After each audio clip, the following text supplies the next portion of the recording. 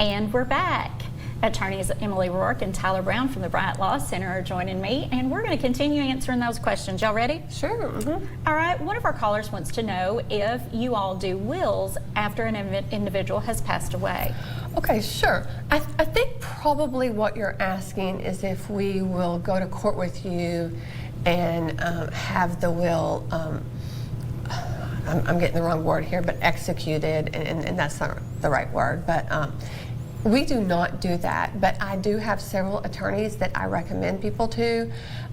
We're not really in the will, we don't really write wills, and we don't really go to court with people afterwards and help them with their will. But I will be happy if someone has a question about that, if they want to call me, and I'll recommend a few attorneys in town that I think do an excellent job at that. We have great attorneys here that do that. That's great. That's great.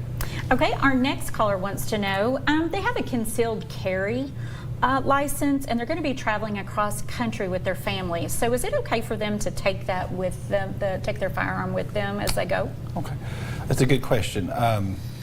What you've got to make sure, a concealed carry is not a universal sort of permit, you know, as the law exists today. So you've got to be able to research every state that you're traveling through and be in compliance with their laws.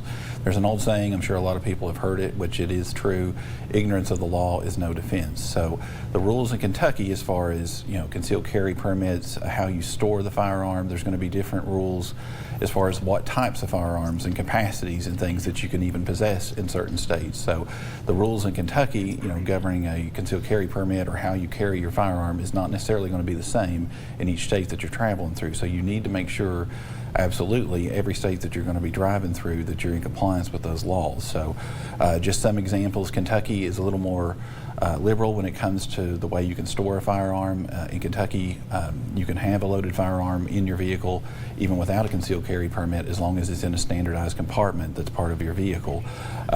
Now, other states are going to require you to, if you do not have a concealed carry permit that they recognize, that you're going to have to store the weapon in any kind of ammunition separately and in certain areas of your car. So each and every state is going to have different requirements. So, you know, if you need to consult an attorney before you take the trip, you can do so. There's a lot of resources, good, credible resources online that you can research.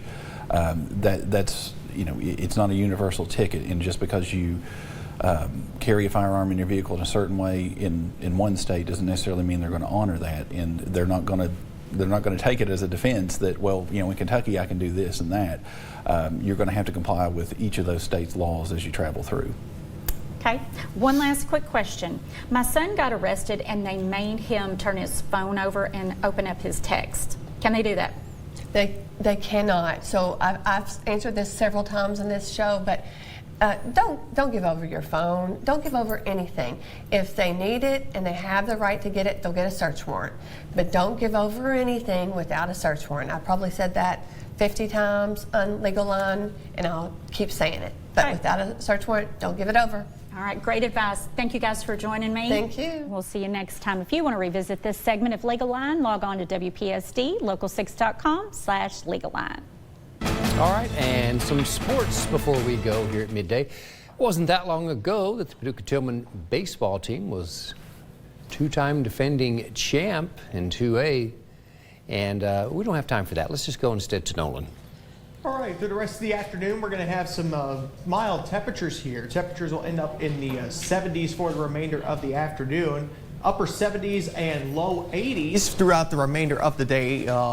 Tomorrow, 82, gusts up to 30 miles per hour at times. 81 on Saturday, and we have some more showers and storms on Sunday. A couple of those could be strong Sunday evening and into the overnight. All right, thank you very much, Nolan, and we thank you for watching Local 6 Midday.